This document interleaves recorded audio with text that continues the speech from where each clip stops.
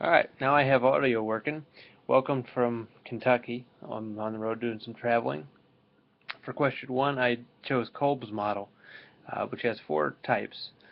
You experience the information, you reflect on the observations that you've made, you make abstract conceptualizations on this, and then you experiment. So to break those phases down, um, the concrete experience, the CE, listening to a lecture, reading a book, writing an essay about your experiences, watching a video, YouTube video, watching me blabber on senselessly. And then you'll reflect upon that. You'll organize it into your own beliefs, your own thoughts.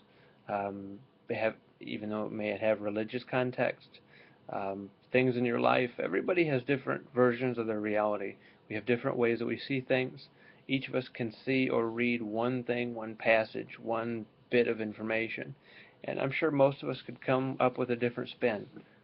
So then we conceptualize it. We kind of take what we've heard, that we've jumbled around in our brain, and we think about what can we do with it? How can we make it work for us? How can we make it unique? And then the most brave phase is experimentation. So how does active experimentation work? What does it get us?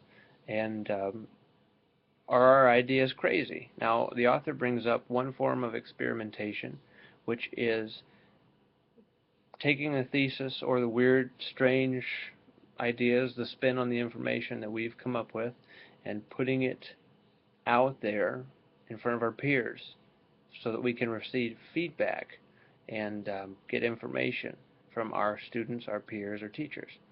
Now, how I use this in the classroom, I lecture, I have materials. I try to encourage students to take the information, organize it so they understand it, and I do so by presenting the information in an organic fashion. I try to instill more of a conversation rather than just me blabbing at them. Then they conceptualize, they come up with things. Sometimes we go way off in left field, but such is teaching.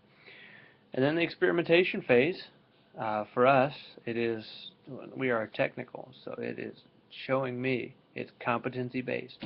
So can you put the things, the principles that we've learned in class into action? So I use Kolb's model a lot. I I can kind of jive with it. I get it. So it's one that I like, I prefer, and I employ it quite often.